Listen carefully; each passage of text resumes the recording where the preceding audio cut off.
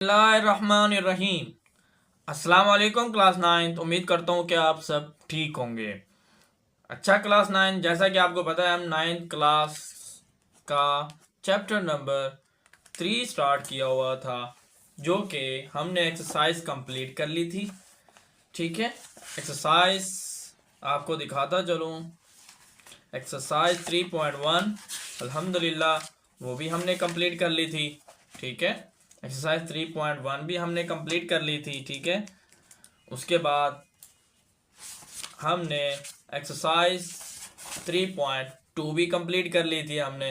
ठीक है, उसके बाद हमने एक्सरसाइज 3.3 भी हमने कंप्लीट कर ली थी अल्हम्दुलिल्लाह। उसके बाद अब टाइम आया है रिव्यू एक्सरसाइज का, रिव्यू एक्सरसाइज 3।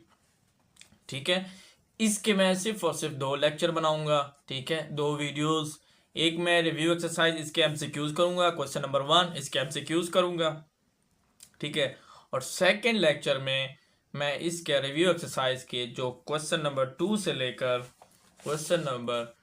से लेकर तकरीबन 16 क्वेश्चन है, यहाँ तक अल्हम्दुलिल्लाह एक ही लेक्चर में बनाऊंगा। लेकिन आज की जो वीडियो है हमारे पास वो है रिव्यू एक्सरसाइज 3 क्वेश्चन नंबर 1। उसके एमसीक्यूज है हमारे पास 1 से लेकर 10 तक। ठीक है, इसको हम बारी बारी सॉल्व करेंगे। ठीक है, चले जी, अब हम चलते हैं अपने पहले एमसीक्यूज की तरफ। बिस्मिल्लाहिर्रहमानिर्रहीम।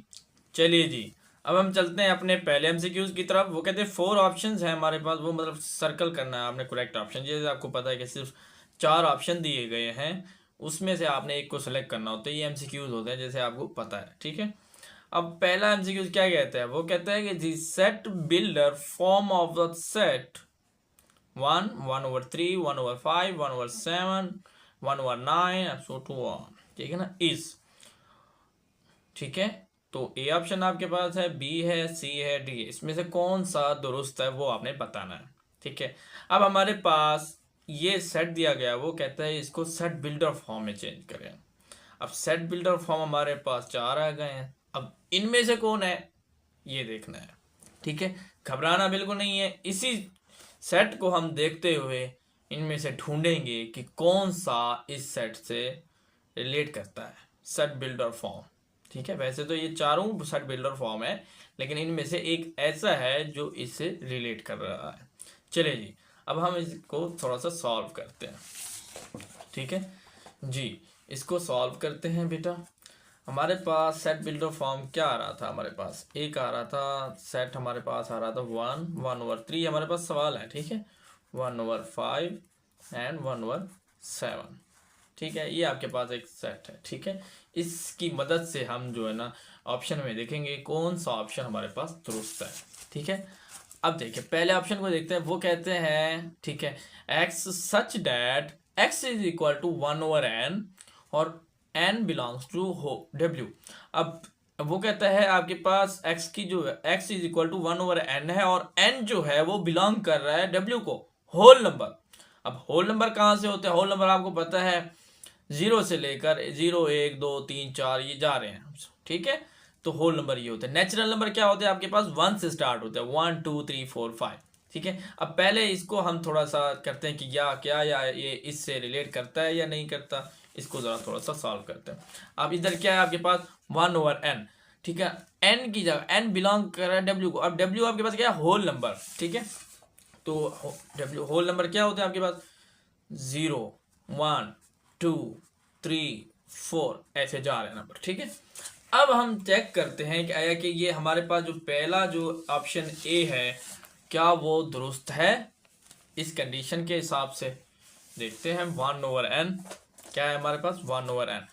अब n की जगह पे हमने, क्योंकि n वो कह रहा था कि n belongs to w whole number, तो होल नंबर बारी बारी हमने पुट कर देना है इसमें।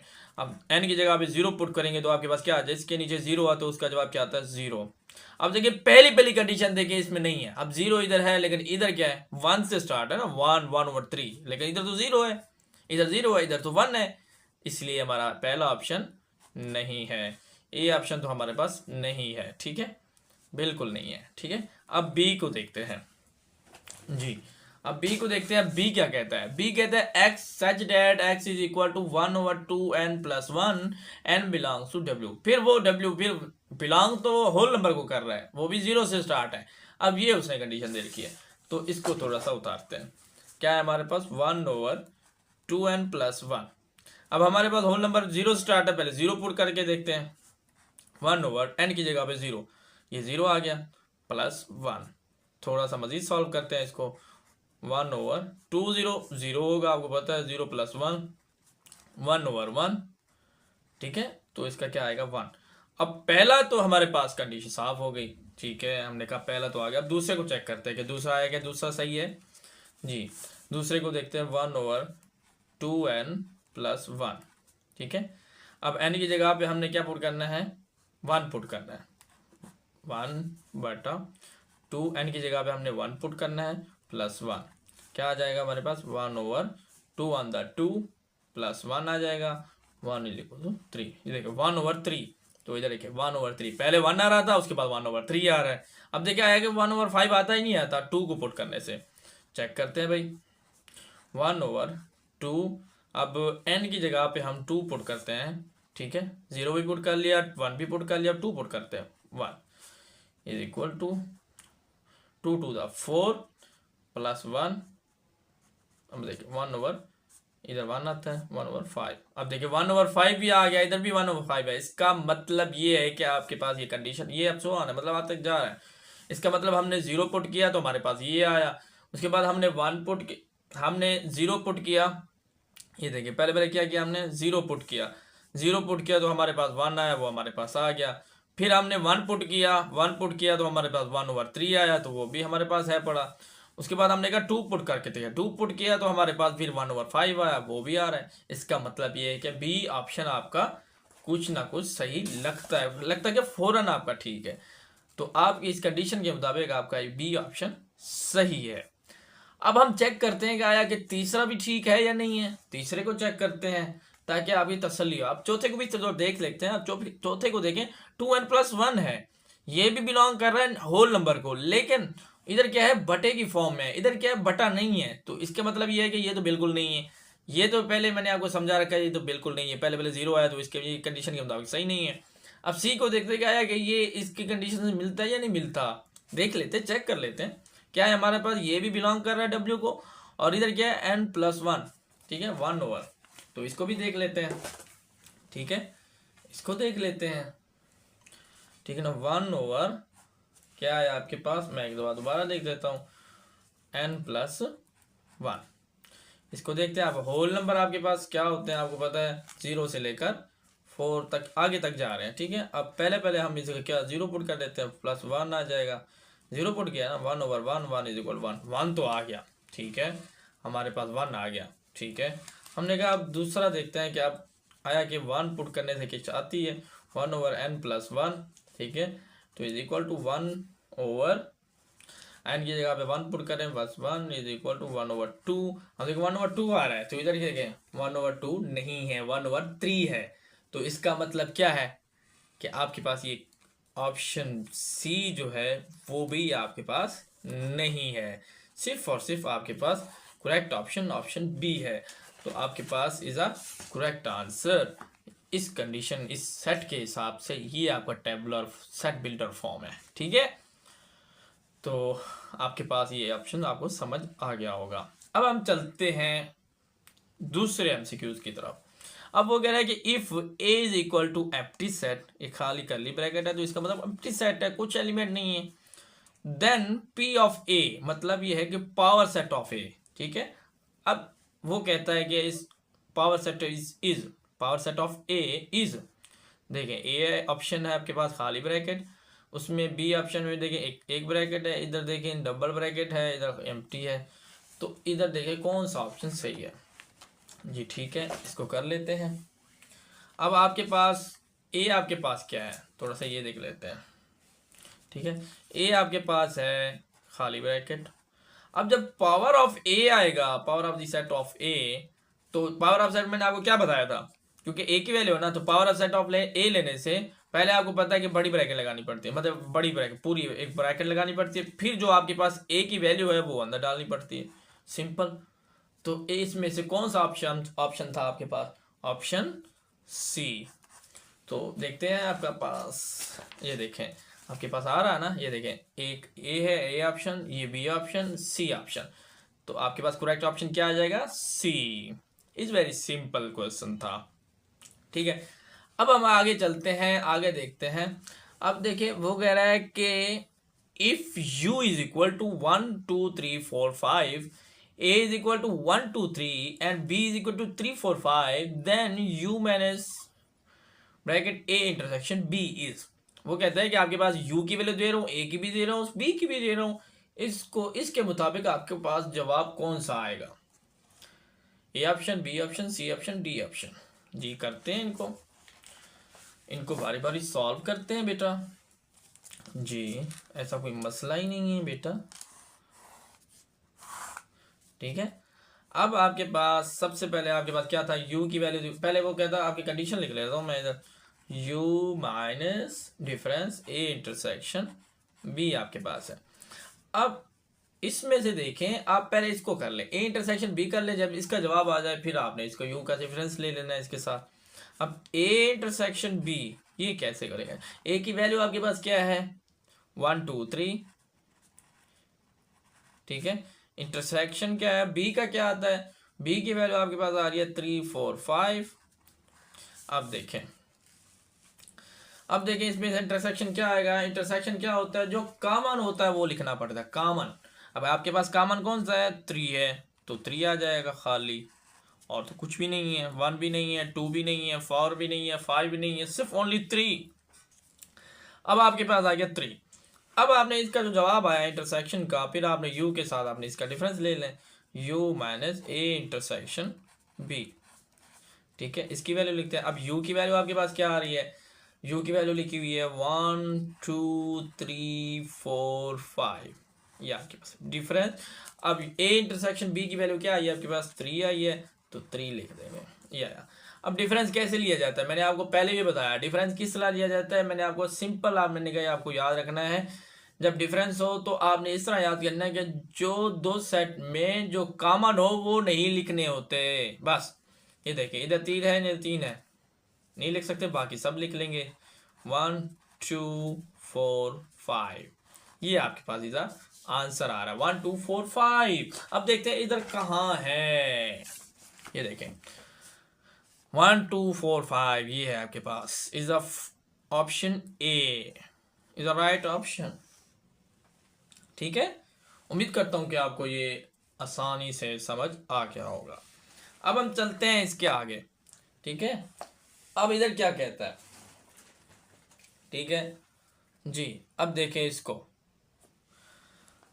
If a and b are overlapping set, then cardinality of a minus b is equal to, वो कह रहा है कि a और b है जो ना वो ओवरलैपिंग सेट है, देन इसको number of the element of a minus b भी कह सकते हैं, या cardinality of the a minus b भी कह सकते हैं। अब वो कहता है कि cardinality of a minus b is equal to, बताएं इनमें से कौन सा ऑप्शन दुरुस्त है? जी हमने कहा पहले ओवरलैपिंग सेट क्या होता है, ओवरलैपिंग होता क्या है, ठीक है। ओवरलैपिंग ये होता है, आपको सिंपल बता दूं कि ए और बी में ऐसे कोई एलिमेंट सेट होते हैं, नंबर एलिमेंट्स होते हैं, ठीक है। ए के कुछ एलिमेंट बी में होते हैं और बी के कुछ एलिमेंट्स ए में होते हैं, ठीक है। तो आ रहे होते हैं, ठीक है। ए के कुछ एलिमेंट बी में आ रहे होते हैं और बी के एलिमेंट कुछ जो है ना ए में आ रहे होते हैं, ठीक है। तो उसको कहते हैं ओवरलैपिंग सेट। थोड़ा सा मैं आपको इसको दिखा भी देता हूं इसमें, जी आपको दिखा देता हूं कहाँ है, ठीक है। ये आपके पास ओवरलैपिंग सेट, ठीक है। ए के कुछ एलिमेंट बी में भी आ रहे हैं और बी के एलिमेंट कुछ ए में भी आ रहे हैं, ठीक है। तो इस तरह इसको कहते हैं। अच्छा मैं आपको थोड़ा सा एग्जाम्पल भी बताता हूँ इसका किस तरह, ठीक है, इसी सवाल को, ठीक है।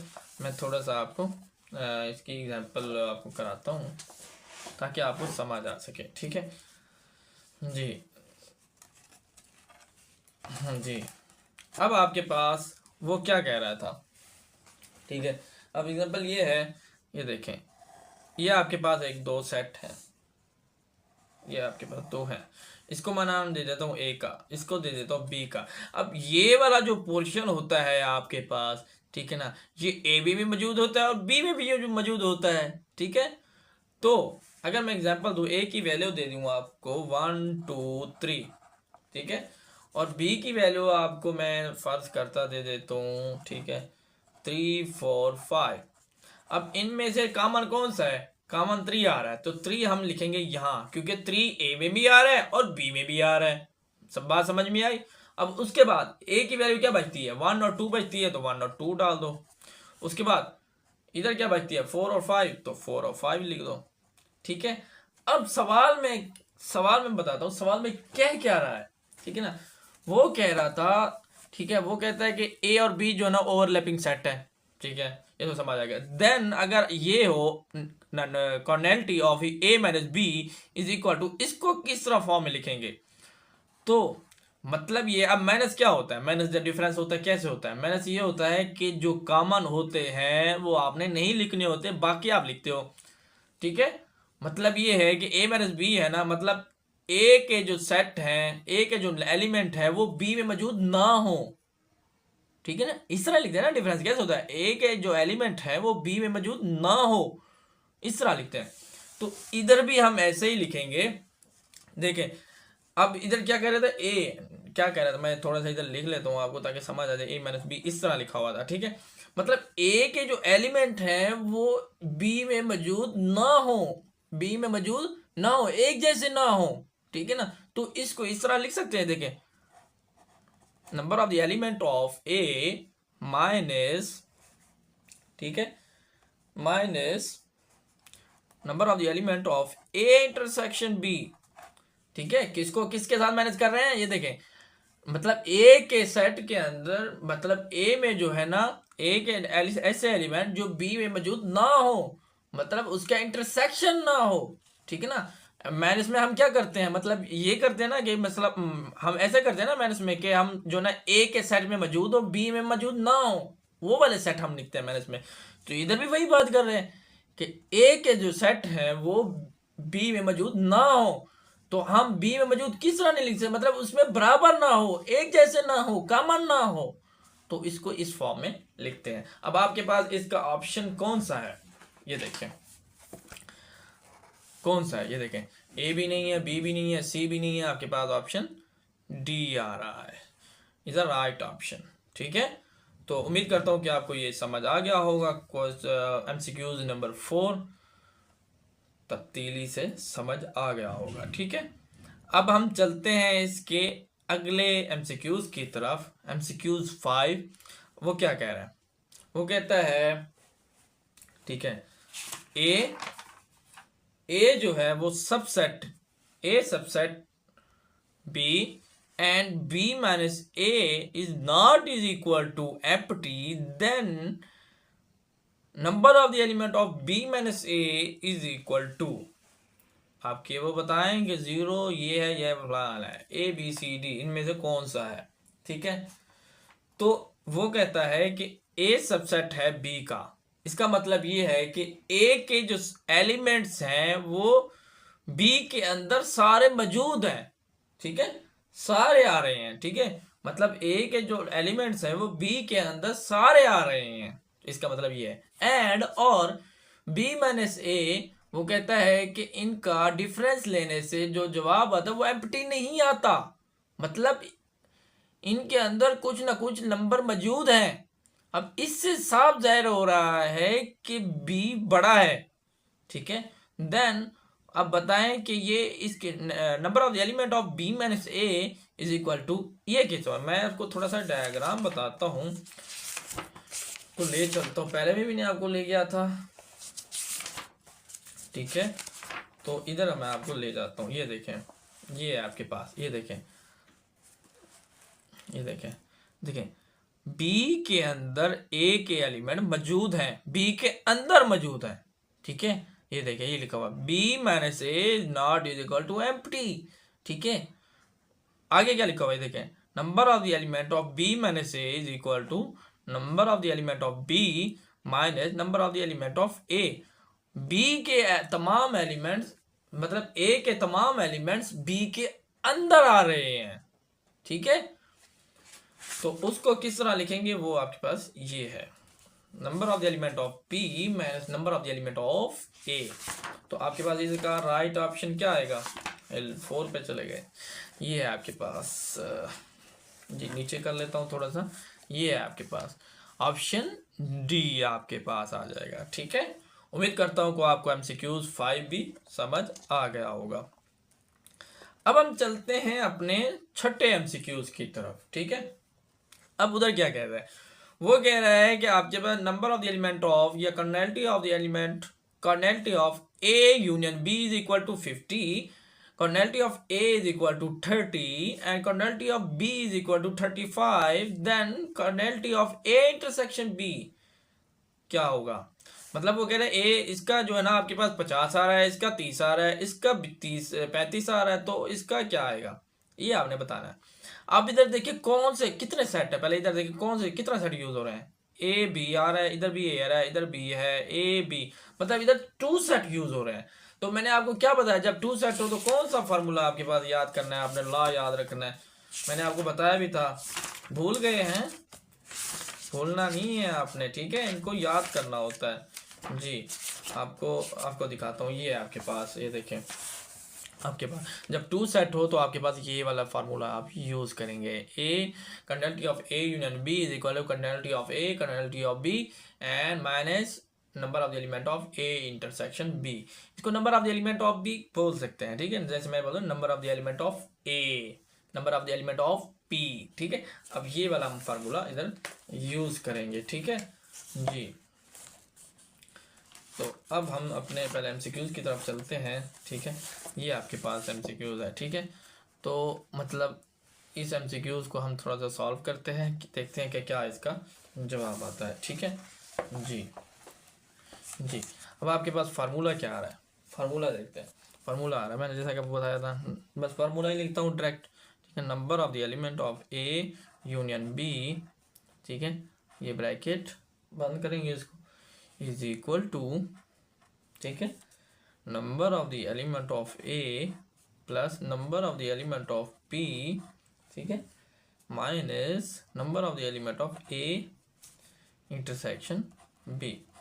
अब इसकी वैल्यू क्या है आपके पास, इसकी वैल्यू दी है उसने 50 दी है, ठीक है, और उसकी क्या दी है 30 दी है, और इसकी number of the element of P की क्या दी है उसने 35 दी है। ये तो आपने फाइंड करना है number of the element of A intersection B, ठीक है 50। अब ये देखिए ये वैल्यूज आपको पता है कि इधर आ जाएंगी, तो 35 और 30 क्या होता है 65 होता है, तो माइनस प्लस का 65 है तो इधर आके माइनस का 65 हो जाएगा, इज इक्वल टू ये अपनी जगह पे ठहरे minus number of the element of A intersection B, ठीक है।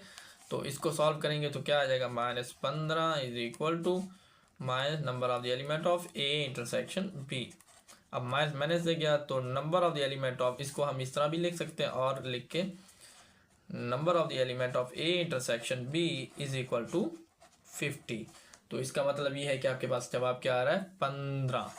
तो आपके पास कहाँ है 15, देखें देखें इधर कहाँ है 15, ये आपके पास ऑप्शन बी इधर राइट ऑप्शन, ठीक है।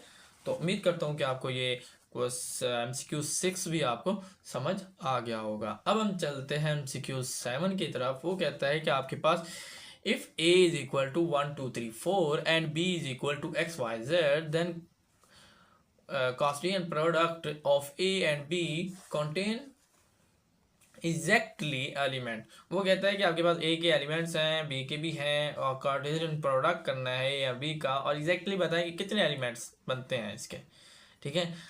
अब मैं आपको सिंपल बता दूं, अगर आपके पास कार्टेशियन प्रोडक्ट है तो ए मल्टीप्लाई बी होगा आपके पास। कार्टेशियन प्रोडक्ट ये होता है ना, प्रोडक्ट मतलब ये मल्टीप्लिकेशन हो रहा है। अब ए के कितने एलिमेंट है 4 है, तो उसके बाद बी के कितने हैं 3 है, 3 चौक 12 इज राइट ऑप्शन। बस सिंपल था, बस इसी सवाल को देख के आपने कह देना है कि इज 12, ठीक है। तो उम्मीद करता हूं कि आपको ये भी समझ आ गया होगा, ठीक है जी। अब हम चलते हैं इसके अगले एमसीक्यूज की तरफ। ठीक है, एक मिनट, इसके अगले एमसीक्यूज की तरफ। जी, अब हम चलते हैं इसके अगले एमसीक्यूज की तरफ। जी, अब देखें, अब वो कह रहा है कि if f of x is equal to x square minus 3x plus 2 then the value of f of A plus 1 is equal to. मतलब वो कह रहा है कि आपको ये भी दे रहा हूँ और आपके पास ये भी फाइंड करना है आपने इसकी वैल्यू। तो फाइंड करते हैं भाई, देखते हैं इसको। जी, अब क्या दे रहा है इधर, जी दिखाएं ज़रा इधर क्या है वैल्यू इसकी। ये है आपके पास, ठीक है, वो दे रहा है एफ ऑफ एक्स आपके पास दे रहा है, क्या दे रहा है, x square minus 3x plus 2, ये आपके पास है। ठीक है, ये आपके पास है। उसके बाद ठीक है, और एफ ऑफ ए प्लस 1, जी आपने फाइंड करना है। ठीक है, तो ये देखें, आप ये एफ ही है, यहाँ भी एफ है, तो एक्स की जगह पे क्या आ रहा है, ए प्लस 1 आ रहा है। तो आपके पास जहाँ भी एक्स है वहाँ आपने ए प्लस 1 मौजूद है, फाइंड पुट कर दें। -3 इधर आ जाएगा ए प्लस 1, जैसे मैंने आपको सवाल में समझाया था 3.2 में और 3.3 में। ठीक है जी, अब इसको मज़ीद सॉल्व करते हैं। हम देखें एफ ऑफ ए प्लस 1, क्योंकि हमने इसी को फाइंड करना है ना। अब इधर स्क्वायर आ गया, इसका आपको बेसिक फार्मूला आने चाहिए। जैसे मैंने आपको बताऊँ ना, ये ए का स्क्वायर मतलब ए प्लस बी, इसको किस तरह सॉल्व किया जाता है, ये भी आपने याद करना होता है। ए का स्क्वायर, इसका स्क्वायर, और उसके बाद बी का स्क्वायर प्लस दोनों का हासिल ज़रब 2ab। ठीक है, इसको इस फॉर्म में लिखते हैं और इसको याद भी करना होता है। ठीक है, अब इसी को इस तरह हमने चेंज करना है, पहले इसको इसके साथ ए का स्क्वायर, फिर इसको इसके साथ इसका स्क्वायर, ठीक है, प्लस 2ab, मतलब 2a भी है 1 भी है। ठीक है, 2a आ जाएगा, उसके बाद 1 को मल्टीप्लाई करना तो 1 ही आ जाएगा। ठीक है, माइनस, अब माइनस को आपने इसके -3 को अंदर के साथ आपने मल्टीप्लाई करना है, -3a आ जाएगा, माइनस प्लस माइनस माइनस आ जाएगा, 3 1 3 आ जाएगा। ठीक है, ये +2 का 2 वैसे है अभी। ठीक है, ये आ गया। अब उसके बाद f of A plus 1 is equal to, ठीक है, अब उसके बाद ए का स्क्वायर प्लस 1 आ जाएगा, इधर कितना बचेगा, माइनस का ए बचेगा। अब इधर देखिए -3 प्लस 2 आ जाएगा, 2 और 1 3 आता है आपके पास, आपको पता है। ए का स्क्वायर माइनस ए को इधर लिखेंगे पहले और नंबर्स को नंबर्स की फॉर्म में लिखें, +1 -3 प्लस 2। इसको सॉल्व करेंगे जो कटेगा, देखिए 2 1 कितना होते हैं, 3 होते हैं, और 3 -3 क्या होते हैं, 0 हो जाएगा।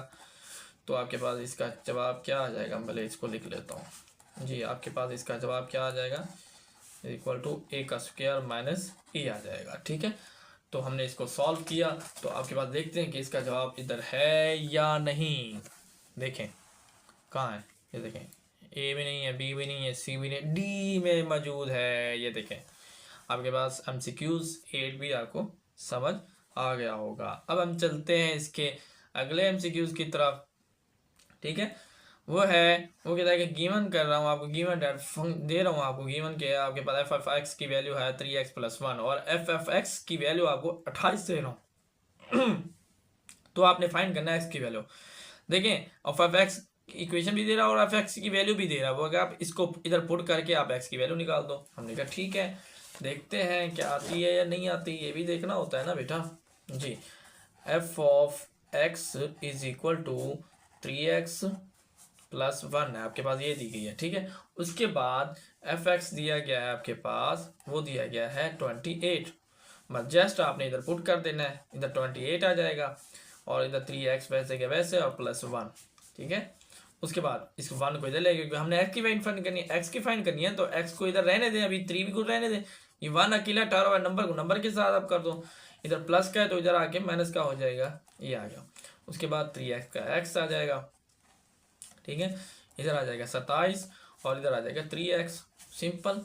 ठीक है, उसके बाद आपको पता है कि हमने x फाइंड करना है, तो x के साथ क्या मौजूद है, 3 मौजूद है, तो बटा 3 3 27 इज इक्वल टू x, मतलब और लिख के x की वैल्यू आप लिख सकते हो 9। तो x की वैल्यू आपके पास क्या आई, 9। तो इधर देखिए 9 है या नहीं, देखते हैं।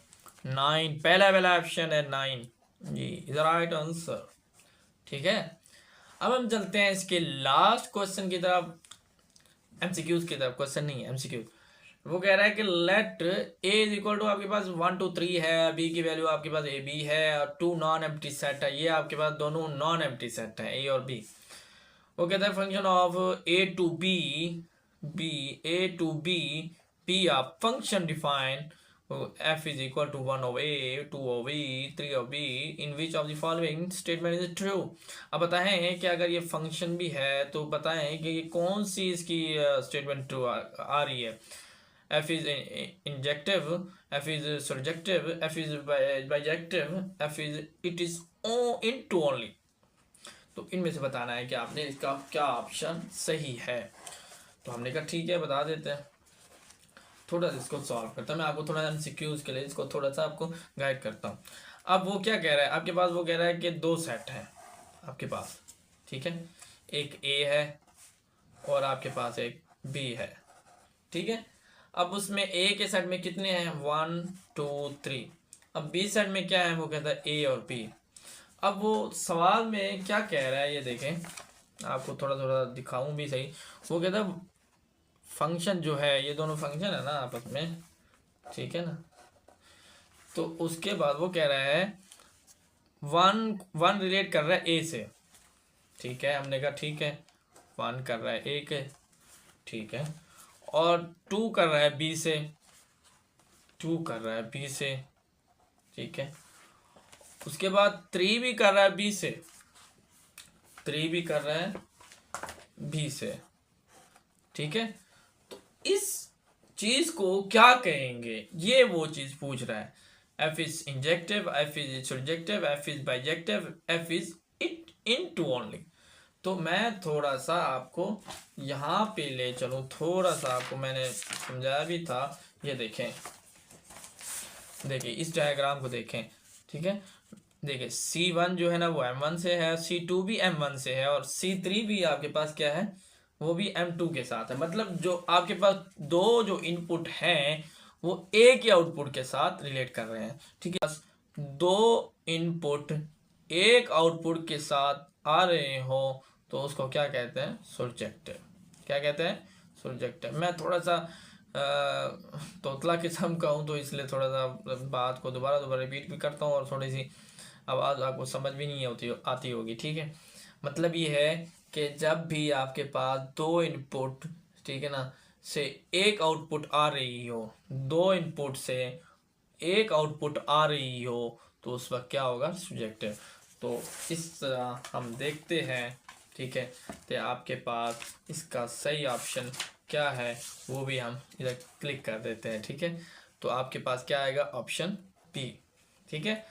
तो मैंने आपको डिटेल के साथ आपको एमसीक्यू समझाए हैं, ठीक है। उम्मीद करता हूँ कि आपको ये समझ आ गए होंगे। अगर फिर भी समझ नहीं आए तो आप मेरी वीडियो को आगे पीछे करके देख सकते हैं, ठीक है। पूरी डिटेल के साथ आपको समझाया, सिंपल और इजी वे में समझाया, सॉल्व करके बताया है कि एमसीक्यू ऐसे आ रहा है, एमसीक्यू ऐसे आ रहा है, ठीक है। इंशाल्लाह मुझे दुआ में याद रखिएगा और दुआएं भी करिएगा, ठीक है। और अपने घर वालों का अपना भी ख्याल रखिएगा और दिल लगा के पढ़ा करें, ठीक है। और इंशाल्लाह मिलते हैं इंशाल्लाह नेक्स्ट लेक्चर के साथ। इजाज़त दीजिए, अल्लाह हाफिज़।